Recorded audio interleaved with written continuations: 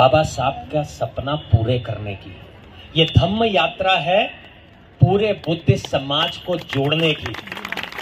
ये धम्म यात्रा है बुद्ध धम्म और संघ के प्रति श्रद्धा की, जो आप सबने दिलो जान से दिखाई है। एक बार आप सभी के लिए तालियां हो जाए।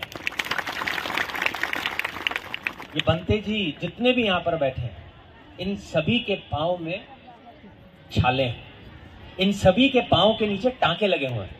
अभी तो 2 दिन हमारे एक इधर इंडिया से बनते जो चले, तो 2 दिन चले तो इनके पांव में भी टांके लगे। तो उन्होंने इनको, इनके डॉक्टर से उनको बुलाया, बैठिए बैठिए अभी ठीक करते हैं। तो वो भी दर्द से चिल्ला रहे थे, लेकिन फिर भी आज टांके लगाकर आज भी वो चले हैं। उसका कारण है, मैंने भी इनसे पूछा कि आपको दर्द नहीं हो रहा? कई जगह पे तो मैंने पांव ऐसे देखे कि आंखों में आंसू आ गए कि जो चप्पलों के निशान होते हैं वो ऐसे गड़े कि जब वो चप्पल उतारी तो वो उसके साथ उनकी स्किन भी बाहर निकली। ऐसा भी है, लेकिन वो अभी भी चल रहे हैं। तो ये जो दर्द है, जब इनसे हम पूछते हैं तो कि दर्द नहीं हो रहा, इनके चेहरे पर स्माइल है। वो कहते हैं कि गगन, इतना प्यार इससे पहले बुद्धिस्ट लोगों से नहीं मिला, ये दर्द महसूस नहीं होता, ये आप सबका प्यार है। वो चली जा रहे हैं, चलते ही जा रहे हैं, रुकना कहीं पर भी नहीं है। रोज 20 किलोमीटर चल रहे हैं। और ये धम्म यात्रा का कारण एक ही है जो हमने चलाई है कि बाबा साहब का सपना हमें पूरा ही करना है। और वो सपना है एक बौद्धमय भारत का, एक बुद्ध भूमि, लोगों को बताने का ये बुद्ध भूमि है। मैं छोटे से जब बड़ा हुआ तो मुझे ऐसा लगता था कि बुद्ध के बारे में सब जानते हैं, या मुझे ऐसा लगता था कि लोग जानते हैं, मैं चाहे नहीं जानता बाबा साहब के बारे में। बट कड़वी सच्चाई ये निकली, ना बुद्ध के बारे में लोग जानते हैं ज्यादा और ना बाबा साहब के बारे में। हम तालाब में रहते हैं, हम लोग जानते हैं तो हमें लगता है कि सारा संसार जानता है, लेकिन ऐसा नहीं है। आज आप middle class, high class families में जब आप जाएंगे तो उन सभी के घर में बुद्ध की आपको डेकोरेटिव तस्वीर मिलेगी या पेंटिंग मिलेगी, जो लाखों करोड़ों रुपए की भी होगी कई बार। लेकिन अगर मैंने उनसे जाके पूछा कि ये बुद्ध के बारे में क्या जानते हैं, और शांति का प्रतीक है, इनके आने से पीस आता है।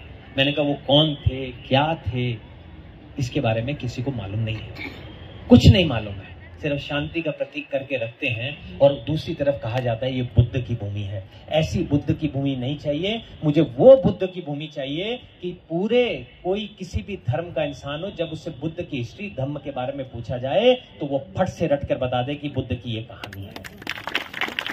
बाबा साहब के बारे में बात करते हैं। मैं तो श्रीलंका में बुद्धिस्ट बना, यहाँ पर आया, मुझे भी सिर्फ इतना मालूम था कि बाबा साहब ने संविधान लिखा है भारत का, और अंबेडकर जयंती के दिन हमारे स्कूल की छुट्टी होती है। हमें पता ही नहीं है, क्योंकि Buddhist base A grade school है ही नहीं भारत में। Saint Mary, Saint this, Saint वो, क्रिश्चियन स्कूल बच्चे को यहाँ भेजना है कि उसकी इंग्लिश अच्छी हो जाएगी। हिंदू बेस स्कूल है, मुस्लिम बेस स्कूल है, सिख बेस स्कूल है। बेस वही है और पढ़ते वही है, वो सारी सेम पढ़ाई है, लेकिन उनको जो सिखाया जाता है, संस्कार दिए जाते हैं बच्चे को, वो उन्हीं के हिसाब से दिए जाते हैं। तो ए ग्रेड बुद्धिस्ट स्कूल कहाँ है? तो वो सपना देखकर भी आगे चले हैं, क्योंकि बाबा साहब ने कहा है एजुकेशन सबसे ऊपर है। और ये प्रण लिया है, ये संकल्प किया है कि भारत में ए ग्रेड का सबसे अच्छा बुद्धिस्ट स्कूल बनाएंगे, क्योंकि बुद्धिस्ट जो बच्चा वहां से निकलेगा वो 100 के बराबर एक अकेला होगा, उसकी पहचान अलग से होगी। बाबा साहब के बारे में जब मैंने पढ़ा, और मैं हैरान रह गया कि एक इंसान ने इतनी प्रताड़ना सहकर एक ऐसा मकाम हासिल किया कि मैं तो कहीं पर भी देखता हूं, उनकी तस्वीर आती है तो सर खुद ब खुद झुक जाता है, चाहे वो किसी भी देश का प्रधानमंत्री ही क्यों ना हो। ये ताकत है और ये खून आप सभी की रगों में दौड़ रहा है। तो ये सोच लेकर हम आगे बढ़े हैं। अभी ये धम्म यात्रा, ये धम्म क्रांति, ये अब शुरू हुई है 1956 के बाद। अब मैं ये चाहता हूं कि ये धम्म क्रांति ऐसी है कि अब ये रुकनी नहीं चाहिए। ये मूवमेंट अब जो चला है ये रुकना नहीं चाहिए, और ये सब आपके ऊपर निर्भर करता है। ये जो कार्य है, कई बार लोग मुझे कहते हैं, मैंने सिद्धार्थ जी से भी कहा, मैंने बाकी यहाँ के ऑर्गेनाइजर से भी कहा, सबसे कहा, ये बात याद रखना आप सभी लोग, ये धम्म यात्रा कांग्रेस, बीजेपी या किसी और थर्ड फोर्थ पॉलिटिकल पार्टी की यात्रा नहीं है। ये यात्रा धम्म की यात्रा है, जिसके कारण से आप सब लोग यहाँ नतमस्तक हुए लोग देख रहे हैं आप यहाँ। और जिस प्रकार आप सब लोग बाबा साहब को अपना मानते हैं, मेरे बाबा साहब, हमारे बाबा साहब, और ऐसे ही जिस दिन आपको ये लगेगा कि हर वो कार्य धम्म का जो है वो मेरा अपना है, तो समझ लेना हम लोग बौद्धमय भारत की ओर बढ़ना शुरू हो चुके हैं। मैंने बहुत सोचा था, मैं जब यहाँ पे स्टडी किया तो मुझे पता चला कि मुझे ऐसा लगा 1% बुद्धिस्ट है केवल भारत की पॉपुलेशन की। कैसे मुझे लड़ना पड़ेगा, बहुत से लोगों से लड़ना पड़ेगा, दूसरी जगह पे जाकर लड़ना पड़ेगा।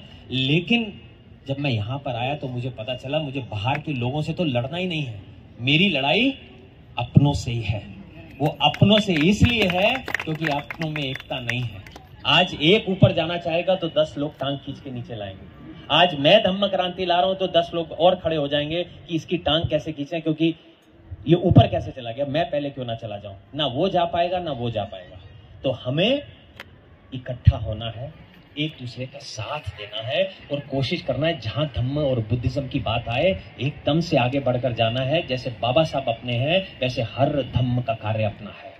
आज आप ये बात जान लीजिए, ये जितने भी महासंघ यहाँ पर पेन लेकर यहाँ पर आए हैं, ये पहले इनके रास्ते बोध गया, वाराणसी, लुम्बिनी और कुशीनगर तक थे। इनको यहाँ पर इसीलिए लाया गया है कि एक बार आप देखिए तो सही कि भारत के सच्चे बुद्धिस्ट कौन हैं, किनके कारण आज भारत में बुद्धिज्म जिंदा है। उन महामानव डॉक्टर अंबेडकर को जानिए तो सही। और आज इस बात का एहसास पूरा थाईलैंड कर रहा है कि हाँ, ये है भारत के सच्चे बुद्धिस्ट। और ये बात बहुत दूर तक जा चुकी है, इतनी दूर तक जा चुकी है कि बहुत जल्द थाईलैंड की मॉनेस्ट्री में बाबा साहब अंबेडकर का एक पुतला लगाया जा रहा है। ये बात वहां तक ही नहीं और आगे तक जा रही है कि वियतनाम संघ ने ये अनाउंस किया है कि 14 अप्रैल के दिन बाबा साहब का एक पुतला नहीं, बाबा साहब के 14 पुतले लगाए जा रहे हैं वियतनाम में 14 अप्रैल के 9 दिन के लिए। तो ये जो क्रांति अब चली है, ये कोशिश करिएगा, ये रुकनी नहीं चाहिए। आप कंप्लीट बुद्धिस्ट तभी होते हैं, पूर्ण बुद्धिस्ट तभी होते हैं जब आप बुद्धिज्म का प्रचार प्रसार करते हैं, धम्म का प्रचार प्रसार करते हैं अपनी ड्यूटी समझकर। लेकिन सच तो ये है, ये बात नासिक में आके मेरी छाती जो है बहुत चौड़ी हुई है। ये मैंने देख लिया है कि आप लोग वाकई में सच्चे बुद्धिस्ट हैं, आपने दिखा दिया है। और मैं और अब बहुत ज्यादा टाइम नहीं लेना चाहूंगा। एक बार सिद्धार्थ अत्तिमीरे जी का मैं शुक्रिया इस दिल से इसलिए करना चाहता हूं, इसलिए नहीं कि वो मेरे दोस्त हैं। देखिए, पॉलिटिकल पावर, कई बार पैसा, फंड, सपोर्ट सब लोगों के पास होता है, लेकिन जैसे सम्राट अशोक के पास में था, लेकिन बहुत कम लोगों में वो जिगरा होता है कि वो सारा अपना जो जोश है, जो ताकत है, वो धम्म के कार्य में लगाएं। आज अगर ये नहीं होते तो शायद इतनी बड़ी धम्म रैली नहीं हो पाती। एक बात एक संकल्प तो 84,000 बुद्ध मूर्तियों का मैंने ले ही रखा है। उस समय मुझे ये लगा था कि मैं सम्राट नहीं हूं। अगर सम्राट होता तो जैसे सम्राट अशोक ने 84,000 स्तूप बनवाए थे तो शायद मैं भी 84,000 स्तूप बनवाता। लेकिन इस धम्म यात्रा के बाद मुझे सम्राट जैसा ही महसूस हो रहा है और मैं संकल्प लेता हूं कि अब 84,000 स्तूप की बारी भी शुरू हो जाएगी, जगह जगह स्तूप लगाएंगे। आप सबका बहुत बहुत शुक्रिया इतना साथ देने का। अब हमें अगले कार्यक्रम में जाना है, ज्यादा समय नहीं लूंगा। नमो बुद्धाय, जय भीम, जय भीम। लेकिन ऐसा पहुंचना जरूरी है, इनको भी सिखा दिया जय भीम। बोला नमो बुद्धाय अधूरा है भाई भारत में, क्योंकि भारत में अगर आप बुद्धिज्म जो भी देख रहे हैं उसके पीछे एक ही कारण है, महामानव बाबा साहब अंबेडकर। तो जय भीम जब भी बोले, इनके कानों में रात को आवाज गूंजनी चाहिए कि जय भीम का नारा सबसे स्ट्रांग है। जय भीम, जय भीम। Thank you.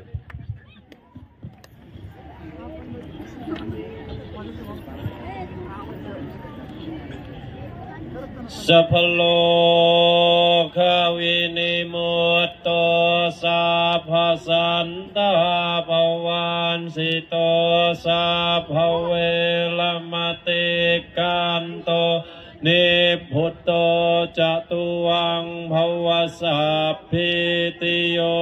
इवाञ्छन्तु साफलो วินาศตุมาเตภวัตวันตรา สุขีธิกายุโกภวะอภิวาทนาสิลิสเนตอุทธาปจายโนจัตตารโอธรรมาวัฏันติอายุวันโนสุขังภะลังสาธุสาธุสาธุ